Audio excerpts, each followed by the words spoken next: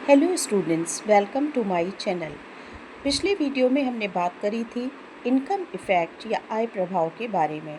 इस वीडियो में हम बात करेंगे प्राइस इफ़ेक्ट और कीमत प्रभाव के बारे में। कीमत में परिवर्तन होने पर वस्तुओं की मांग पर जो प्रभाव पड़ता है उसका अध्ययन हम कीमत प्रभाव के अंतर्गत करने का प्रयास करेंगे। सबसे पहले ये जानते हैं कि प्राइस इफ़ेक्ट या कीमत प्रभाव क्या होता है। किसी एक वस्तु की कीमत में परिवर्तन होने पर तथा दूसरी वस्तु की कीमत और उपभोक्ता की आय के स्थिर रहने पर उपभोक्ता की मांग में जो परिवर्तन होता है उसे कीमत प्रभाव कहा जाता है। जैसे कि हम इसको इस तरह से समझने का प्रयास करते हैं। माना दो वस्तुएं हैं ए और बी।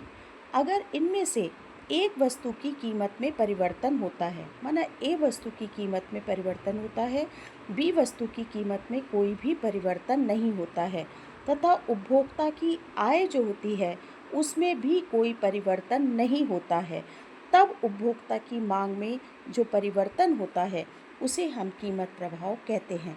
इस कीमत प्रभाव को जिस रेखा के द्वारा दिखाया जाता है, जिस वक्र के द्वारा दिखाया जाता है, उसे हम कीमत उपभोग वक्र या प्राइस कंजम्पशन कर्व कहते हैं। एक डायग्राम के माध्यम से इसको समझने का प्रयास हम करते हैं। जैसे कि आप इसमें देख पा रहे हैं कि एक्स एक्सिस पर हमारी ओ एक्स एक्सिस पर एक्स वस्तु को दिखाया है, ओ वाई एक्सिस पर वाई वस्तु को दिखाया गया है। प्रारंभिक कीमत रेखा हमारी है पी और पी।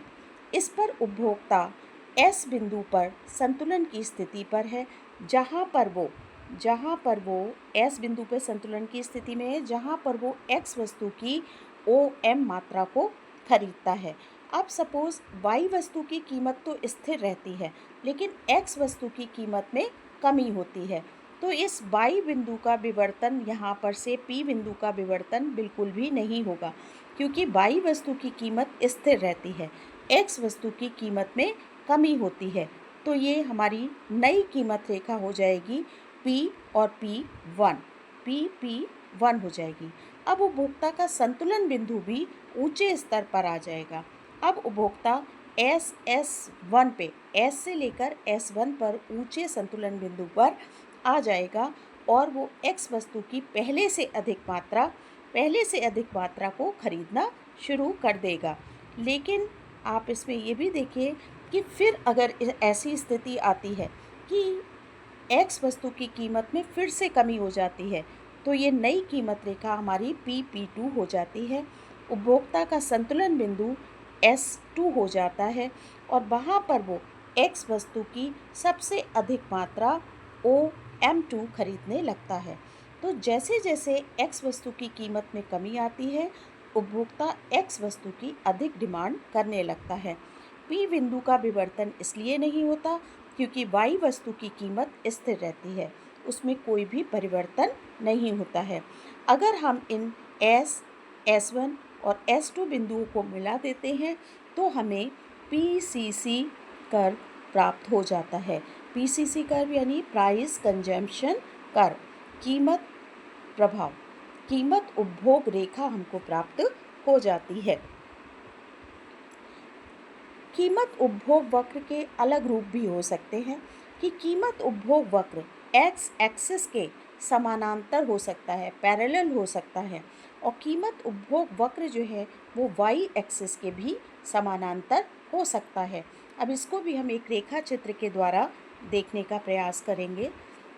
PCC कर्व, इसमें आप देख पा रहे हैं कि PCC कर्व जो है इसमें इस रूप में भी हो सकता है कि उपभोक्ता जब एक्स वस्तु की कम या अधिक मात्रा खरीदता है और वाई वस्तु की मात्रा को स्थिर रखता है, तो ऐसी स्थिति में PCC प्राइस कंजम्पशन कर्व जो होता है वो एक्स एक्सिस के समानांतर होता है। डायग्राम बिल्कुल वैसे ही है। पहली कीमत रेखा MN है। जब एक्स वस्तु की कीमत में कमी होती है तो नई कीमत रेखा MN1 हो जाती है और संतुलन का स्तर बढ़ जाता है। इसी प्रकार से कीमत में कमी होने पर फिर नई कीमत रेखा आ जाती है, इन सबको जब हम मिला देते हैं तो PCC जो होती है एक्स एक्सिस के समानांतर होती है, क्योंकि उपभोक्ता एक्स वस्तु की कम या अधिक मात्रा खरीदता है तथा वाई वस्तु की मात्रा को वो स्थिर रखता है, उसमें कोई भी वो परिवर्तन नहीं करता है। इसी तरह से अब आप इस वाले डायग्राम में देखिए आप लोग कि इसमें अगर एक्स वस्तु की कीमत में परिवर्तन हो और उपभोक्ता उसकी स्थिर मात्रा का प्रयोग करे और वाई की जो है कम या अधिक मात्रा का प्रयोग करे, तो ऐसी स्थिति में PCC जो होता है वाई एक्सिस के समानांतर होता है, क्योंकि उपभोक्ता क्या करता है, वाई वस्तु की मात्रा का कम या अधिक उपयोग करता है, एक्स वस्तु की मात्रा को वो स्थिर रखता है, तो PCC जो होता है वो वाई एक्सिस के समानांतर होता है।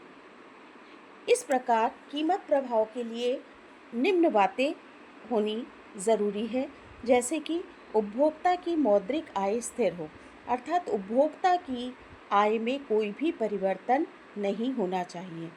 अगर उपभोक्ता दो वस्तुओं का प्रयोग करता है तो उसमें से एक वस्तु की कीमत स्थिर रहनी चाहिए और एक वस्तु की कीमत में परिवर्तन होना चाहिए।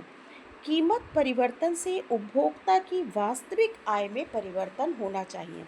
अगर कीमत बढ़ जाती है, अगर सपोज हमने माना कि किसी भी वस्तु की कीमत अधिक हो जाती है तो उपभोक्ता की आय घट जाती है। अगर कीमत कम हो जाती है तो उपभोक्ता की आय बढ़ जाती है।